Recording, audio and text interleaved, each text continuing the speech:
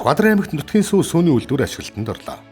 Сүхбаатар аймгийн хүүхдүүдийн сүүн бүтээгдэхүүнээр хангаж, эрүүл мэнд, өсөл төвөгчлөлтийг дэмжих зорилготой уг үйлдвэрийн барилгыг өнгөрсөн жил барьж ашиглалтанд оруулжээ.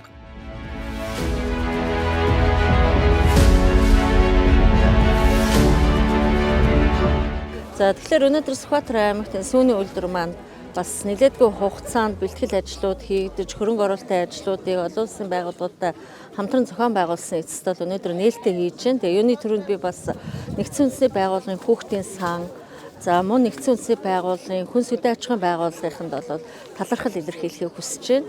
За энэ сүүний үйлдвэрийг бид нар доктортой Сүхбаатар аймгийн нийт хүн ам тийм ээ иргэдэд хүүхдүүдэд сүү хүргэдэг болохын тулд биднэрт бас нэлээд урт хугацааны доктортой бодлого шаардлагатай. Энэ дээр бол мэдээж хөрөнгө мөнгө шаардлагатай. Дараагийн асуудал нь бол бид нар энэ малчид фермер дундын оршуудынхаа үйл ажиллагааг бодлогоор дэмжих асуудал байж байгаа. Мэдээж энэ сүүний үйлдвэр доктортой явахын хамгийн үндсэн хүчин зүйл нь бол юу вэ гэхээр түүхийн үед буюу сүүний асуудал гэж байгаа. Тэгэхээр манай сүү үйлдвэрлэдэг гэдэг юм уу сүүний фермер эрхэлдэг хүмүүс маань малынхаа үйлдвэр угсааг сайжруулах тийм ээ сүүний чиглэлийн үнэнийхээ тоог нэмэх, сүүний гарцаа нэмэгдүүлэх тал дээр бас төр засаг хамтран ажиллах бол зайлшгүй шаардлага үүсэж байгаамаа.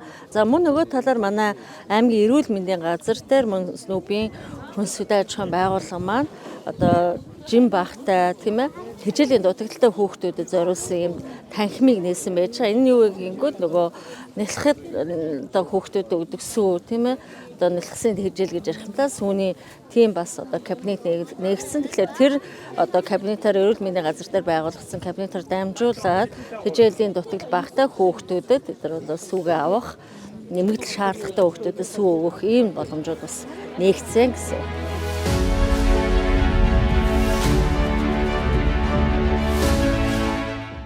Сүүний үйлдвэрийн нэгдсэн үндэсний байгууллагын хүүхдийн ивэх сан, нэгдсэн үндэсний байгууллагын хүн сүдэн аж ахуйн байгууллагаас 100 гаруй сая төгрөгийн зориултын төхөөрөмжөөр тэмцсэн байна. Баруун урт хотод үйл ажиллагаа явуулж буй 9 хоршоо нэгдэж, дундын хоршоо байгуулан 100 гаруй гишүүд өдөр бүр үйлдвэрт сүүгэн нийлүүлж байна. Юуны өмнө бид нарыг шинэ үйлдвэртэй болоход гүн тусалцаа үзсэн нутгийн удирдлагууд болон ард иргэдтэй цэцэрлэг сургуулийн багш нартай янз бүрийн бид нар нийлүүл бас энэ сүүний үйлдвэрийн фермерүүд олон талаасаа нийлж энэ үйл ажиллагаа эхлүүлж байгаадаа баяртай байна. Бид нар бол дундын хоршоо байгуулад энэ сүүний үйлдвэрийг түүхийн эдээр хангах зорилготой байгуулагдсан. Манайх бол Баян Гудрах хоршоо энэ дундын хоршооны нэг гишүүн байгаа. Тэгээ манай дундын хоршоо бол цаашдаа энэ сүүний үйлдвэрээ түүхийн эдээр хангахын төлөө хичээж хармаж ажиллана л гэж бодож байгаа.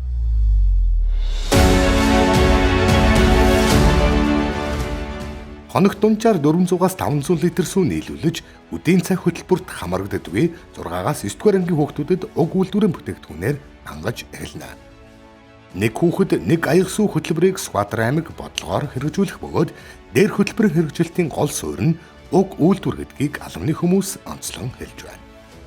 Бүтээгдэхүүн бүр хаяг шошиг стандартын сав глав бодолтойгоор хүүхдүүдэд очих юм аа. Сүүний чиглэлийн фермерүүд зохион байгуулалтанд ороод дундын хоршоо байгуулад мөн зөвхөн дундын хоршооноос гадна хуваараа сүүний өхөр үржүүлдэг хүмүүс маань бас сүүгээр нийлүүлэх боломжтой.